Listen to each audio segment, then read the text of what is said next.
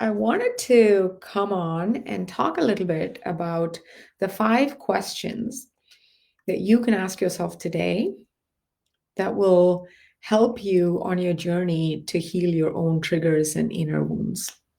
Okay. This is a topic that I'm really passionate about because I have seen too many people spend a lot of months, sometimes years, focusing on the wrong things, focusing on communication, focusing on, date night, focusing on going to couples therapy once in 2 weeks, where it's like playing whack-a-mole. You argue about a different thing every time, right? I'm not saying any of those are not useful. They are, but they're not in sequence. And I've said this before many times. I think of healing as an inside to out job, right? I see it as you have to build this house from the foundation up, because otherwise you're going to be spending a lot of years decorating a house that you're building on sand. No wonder it feels like you're taking one step forward and two steps back, right? It works a little bit and you're hopeful, and then the other shoe drops and there's another argument, and then you try again and things are a little bit better and then it drops back. If that sounds familiar, I get it because I've been there. I've been there. Oh my God, have I been there? I was there for more than 10 years through more than one relationship. And I realized, oh my goodness, I'm doing this backwards. People are teaching me to do this backwards. It's not that those things don't work. It's that unless I heal the wounds within and the triggers within, I don't have a foundation, because I am the foundation for the rest of my life. I create everything in my life. If I don't heal that, then I don't have anything to stand on. Everything else I create the stability of that will depend on the stability of this foundation. And that really shifted things for me. So I'm really passionate about that. So, what are the 5 questions you can ask yourself to begin that journey? So, the first question is why? Why does this even matter to you? And I'll tell you why that's such an important question. If you don't know the answer to that or the deeper answer to that, you're going to give up on this journey because it's uncomfortable, right? Having to heal our own wounds is the only way to growth, but growth can be uncomfortable, right? It's like if you didn't have a deep, deep why, you wouldn't have finished all these years of training to become a physician, right? If you are like, I'll do it if it feels good. None of us would be physicians, because it certainly doesn't feel good in the moment to have to wake up at 5 o'clock and go in your intern year and be on call every 2 days and, sometimes not see your family. It doesn't feel good in the moment. So if you're looking for something to feel good, and that's your reason, and that's your motivation to do something, guess what? It'll fizzle out. Motivation is fickle, okay? Never rely on just something feeling good and I'll just feel motivated. You won't. You'll feel motivated one day, not for the next few days. You'll feel motivated in the morning and not in the afternoon. Okay. Give me a thumbs up or a yes if that resonates with you. If your motivation tends to go up and down for anything, right? Like if you're wanting to eat healthy, if you want to start any new habit, especially if it's a little uncomfortable, does your motivation go up and down? Does it feel like a slippery thing that you can, barely hold on to one day and then it's gone the other? It's something I struggled with for a long time before I figured out, oh, I shouldn't be relying on motivation at all. It literally comes and goes. And yet we're taught to rely on passion and motivation. But actually, we need something much deeper. So the first question is why? Yes. Why are you even doing this? And here is a way to figure that out. Okay. I go into a lot more detail about this in our 90-day program, where we actually teach you to heal your relationships by healing from the inside out. And it's a very deep process. But just to give you a sort of a beginner process for this is to ask yourself, why is this important to me? And whatever answer you come up with, ask yourself, why is that important to me? So ask yourself, why is this important to me to do this work, to do this healing work? And whatever answer you come up with, ask yourself, why is that important to me? And keep going down. Keep asking, so why is that important to me? Oh, okay. So why is that important to me? Until you hit on something that has a gut punch for you, that has an emotional, physiological response. Okay. That's how you know you've hit on the thing that will not waver depending on your day's motivation. Okay. I'll tell you what mine is. Mine is that I am determined to not pass on the legacy to my child that I inherited from my parents and from my past. Why? Because, and I got to this after doing this exercise, and it was like the 15th one or something. I had to go really deep. And even now, when I say it, I have a response, right? The why is that important to me? The deeper one is because if I didn't pass on a better legacy, then all of our suffering, all the horrible things and the difficult things, minor or medium or big, right, that I endured and other people endured would have all been in vain. It would have been meaningless. Okay. And research shows that suffering itself is not what causes PTSD, for example, or chronic PTSD. It's the feeling that your suffering was in vain. And to me, I cannot get to the end of my life. And on my deathbed, I will not allow for my suffering and other people's suffering and, you know, the lessons that I procured, but I didn't use, I didn't learn the tools, I didn't actually push on my growth edges. If I ended up at the end and that all of that was in vain, that to me is the worst punishment. Okay. So that is my deepest why. Even telling you right now, I can feel that emotion within me. That's why I do everything I do, the work I do. And the fact that even now, I actually am part of 2 different mentorships with people that push my growth edges. And I'm always looking for that, for my next growth edge, because to me, that gives me purpose, right? So figure out what your why is for even doing this. Otherwise, you will lose track and you won't be able to go towards your North Star. Or you will do a lot of busy stuff that is not in alignment with your North Star. So that's your first question. Why am I even doing this? Second, who? Okay. So let's say you get triggered. Your second question is, who does this person represent for me? Okay. Who does this person represent for me? So if yesterday we talked about how your triggers, whatever you get triggered to, is your personal minefield, right? When you get triggered, that means you have a stronger response than the stimulus calls for, right? Which is an indication that it's a trigger. When that happens, your second question is to say, who does this person who just triggered me unknowingly, who does this person represent for me? Okay. Again, we go into a lot more depth in our Heal Your Relationships from the Inside Out program, but this is a beginning sort of peek into the healing journey. Who does this person represent for me from my own schemas, my own stories, my own past? Okay, very powerful question. The third question is, when have I felt this before? When have I felt this feeling before? If you can keep going back to when was, the earliest time you can remember that you felt this feeling,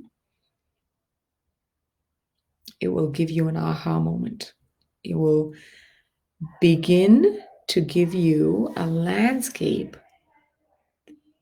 It'll begin to program your GPS so you can find your own raw spots. Because if you don't even know where they are, how will you heal them? You'll just end up blaming your external world and the people in it for the rest of your life. Okay, so when have I felt this before? That's your third question. Okay, the fourth question is what, right? What is this trigger needing from me? Okay, what is this trigger, this feeling from way back when? What is it needing from me? What is it needing right now in general? Actually, even less about from you. This is something you do afterward, because just like imagine if you wanted to really you have this, let's say you're a basketball player, okay, and you have this really interesting shot maneuver that you want to use in your final game. Would you just be like, oh yeah, sure, I'll just try it out in my final game? No, you wouldn't, because you'd be so sort of sympathetically flooded and so sort of like charged up and overwhelmed in some ways with your emotional capacity in the middle of the final game, with your all your teammates and all the action and all the stimulus and the other team members and trying to read them and the noise of the audience, that you couldn't do it unless you had actually practiced it many, many times when you're alone in that stadium, right? You would go every night when no one else is there in the bleachers and it's just you and there's a little light and you're just practicing that shot over and over. So absolutely you will not be able to use this at the time of the trigger. Okay? What we need to do is after the trigger, do this process over and over. You will notice that over time, you actually don't get as triggered. And there's a lot more that goes into the healing part of this, right?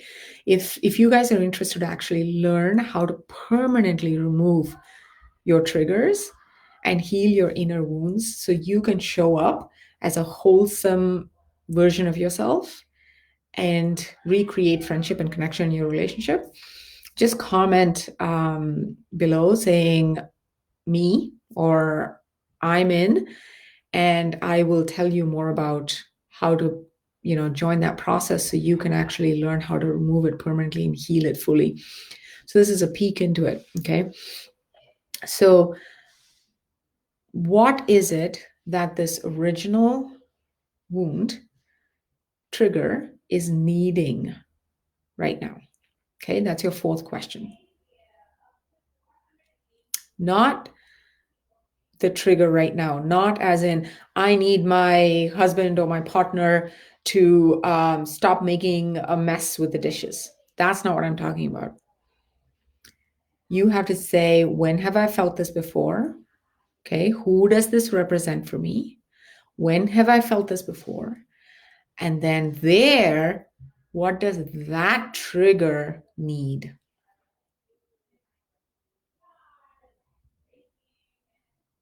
Powerful shit, you guys.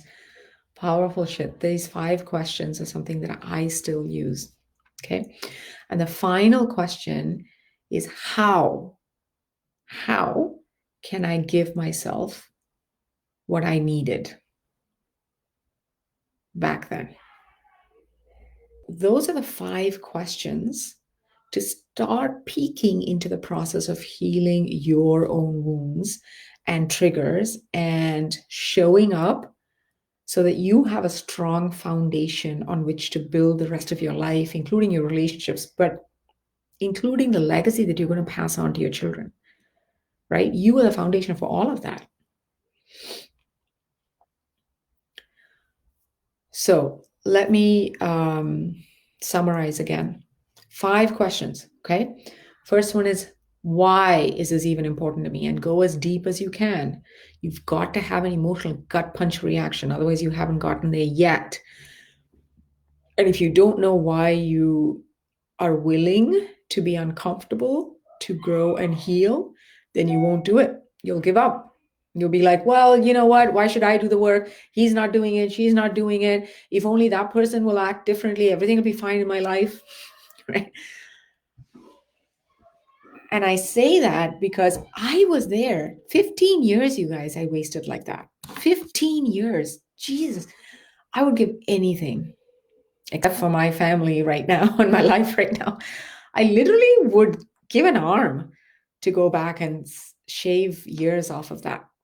Ask yourself that why, because otherwise you will not be willing to sacrifice other things in your life to be able to engage and tolerate some discomfort to be able to heal and grow. You will come up with 1,000 other excuses. I know because I did that for 15 long years. So find your why. Literally, this one tip alone, if you do it, can shift the course of your life. Okay. Second question. When you get triggered, who does this person represent for me? Third question. When have I felt this before? This feeling, right? Whatever the feeling word is. And here's a little tip. Your feeling is not, I feel like this person doesn't care. I feel like this person is selfish. That's not a feeling. That's a judgment on the other person. You have no idea what this other person is going through. We barely know what we're thinking and feeling. So keep it to feeling words, right? I feel lonely. I feel dismissed. I feel not important. I feel not lovable. I feel not worthy enough of being somebody's priority. Whatever it is that you feel. Okay, when have I felt that before? When? Fourth, what does that original wound need? Okay, what one little thing does it need? And five, how can I give that to my original wound right now in a tiny way? Why, who, when, what, how? I'm giving you gold here. Please use it. Please use it. Change does not come from insight. That's why psychoanalysis never worked, although it's very interesting. Doesn't work as well because insight alone does not produce change. So here's an example. Let's say one of my triggers, right, is a feeling that I will not be someone's number one. Okay. I absorbed this as a wound from my own childhood and young adulthood. And so I would look for it everywhere. I would create it. I would push people to the point, not knowingly, right? Who would do that to themselves knowingly? It was so freaking painful. It was unconscious, but I would do it unconsciously, pushing people to the point of my theory being proved to myself. And I'd be like, see, I knew it. Okay. So when I feel triggered like that, right? The what and the how. The what is one of the things that I can do is actually remember and fully inhabit moments in my life where I have felt like someone's priority. Those moments are there. It's just that my wound doesn't allow me to see them. Okay, so that's one thing. There are many, many ways. One of the other things that I might do is to go and ask my partner, be vulnerable and say, this is where I'm at. This is what I'm struggling with. Can you give me some reassurance? Can I have a hug? And there are deeper ways to be able to do that, which we call the reparenting process. It's about actually going in and finding that inner child that's stuck in that wound. And there is a whole process for healing that. It's a little too detailed for me to get into here, but this is a beginning. So find out what it is that your original wound needs or needed then.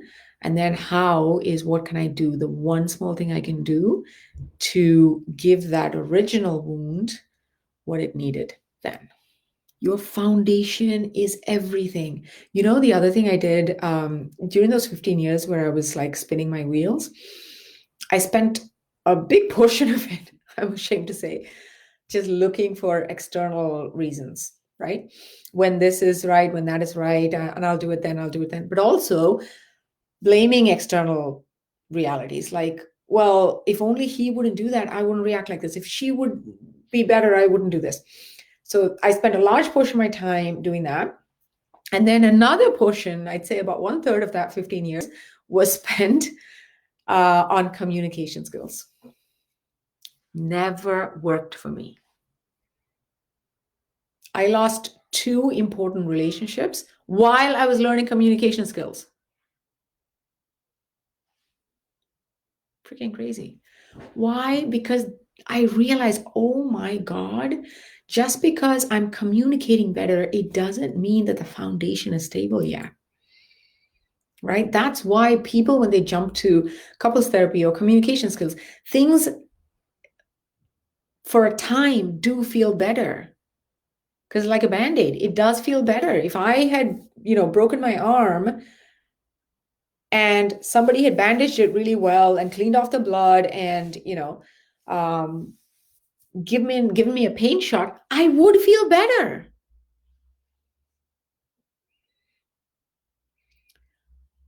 But it's not going to solve it. It's only a matter of time, then it starts hurting again. What if you also detect triggers in your partner? You absolutely will. Everybody has got wounds. Okay. But here's the thing. Imagine I think of responsibilities like this. Where is my responsibility and where is somebody else's? Because I used to also, part of the why doesn't that person act differently and thing was, because I'm a psychiatrist, I'm very good at this, is I would psychoanalyze other people, okay? My partners. I'd be like, geez, this is unresolved shit from his relationship with his mom. And this, my friend, really has a weird relationship with her dad that she needs to clean up. And here's the thing, all of that might have been true. And it was a distraction from my side of the street, from cleaning up my side of the street, which is the only freaking thing I have control over. Right? It just made me feel better. Like, oh, geez, man, narcissistic, that one. This one, borderline. I see it. Fits a DSM-5 or 4 back then. I was so good at it, right? And so it would give me temporary hits of dopamine to psychoanalyze someone else. Because labeling someone else makes us feel like we're a little better than them. And we can feel a little bit sort of self-righteous indignation. You know what I mean? Boy, I was stuck in self-righteous indignation and analysis of other people for a long time. That's a downside of being a psychiatrist in relationships. Okay. So absolutely other people have triggers. And you probably have enough to clean up in your backyard. You don't need to climb the fence and be cleaning up other people's backyard. Right? That's what I tell myself. I'm like, whoa, Covey, you're trespassing. Come back to your backyard. That's not helping. That's trespassing. That's a way for me to ignore and not have to look at the stuff I need to clean up in my backyard. One, because I can't even see my own wounds. It's much easier to see other people's, right? And second, if I try to look, it's kind of painful. So it's easier for me to look somewhere else. So it's not so much whether other people have triggers or not. They absolutely do. It's more about, have I cleaned up my side of the street? Because you are the foundation to the dance that you have with everybody else in your life. I'll give you an example that really stood out to me. There was a research study where they had a couple, like several couples, they would come and they would tell them, argue about something that you guys usually get into a tiff about. And some couples would argue for hours and get really upset or shut down or whatever. And I mean, there was a range in how they argue about it, right? Then they bought those same couples back and they had a partition between them and they had them facing the wall, each of them. And they said, you had a lot to say about that other argument 2 days ago. Can you please share and speak your part of it again, but this time to the wall? Okay, guess what? People couldn't maintain it for more than 2 or 3 minutes. Something that they could argue about for hours, they could not maintain for even 2 or 3 minutes. Why? Because it's a dance. And the wall doesn't dance with you. The wall is not triggered. It's a neutral space. So because of that, you kind of lose steam. Okay? You have to have kindling for this fire to take off. So you are part of that kindling, my friend. Kind of blew my mind when I read that study. I was like, yes, this is what I've been saying. So your job is to shift your kindling, is to heal from here, is to clean your side of the street, your yard. That will drastically change your experience of other people, of your life, of your relationships, of your work, of what you respond and pass on to your children. This is what is missing. You've got to heal from here. Then the next step is conflict and figuring out conflict with your partner. But guess what? Super duper easy now, right? Super duper easy to do that now because you are not getting triggered. You are more than 50% of the dance. How easy is it going to be to figure out conflict? Just like that. Not years of therapy, a weekend. We help couples do that in a weekend. But you got to get this done first. Otherwise, you're going to chase your own tails and be playing whack-a-mole, right? Every visit with your therapist will be a different argument. And you'll come up with watered down compromise that neither of you really want, right? And then the next week it's arguing about something else. Please, I'm begging you, please don't waste more time looking for excuses or thinking I'll do it when the kids are older, I'll do it when whatever your X is, right? When we have more savings, when COVID is over, right?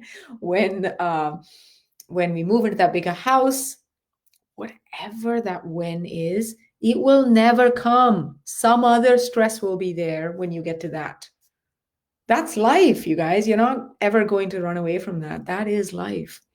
You create intentional, healed life in the presence of the chaos of life.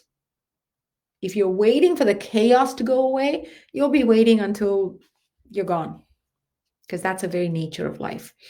So if anyone is listening to this and you are really, really genuinely ready, reach out to me or just comment below, I'm in, and I'll reach out to you and share what we have. But these are the 5 questions I want you to ask yourself as a peek into this process, okay? Why, who, when, what, and how. By the way, if any of you are feeling like, I can't do this, somebody else might be able to, but I don't think it'll work for me, I can tell you something. If it worked for me, it can work for anyone, okay? I was so emotionally constipated for years. For years, man. And if I can do it, anyone can do it. I promise. You can do it. I love you guys, and I'm here for you. Look within. Go towards your wounds. Heal them. There's so much rich possibilities lying on the other side. Okay? Have a great rest of the day. Bye.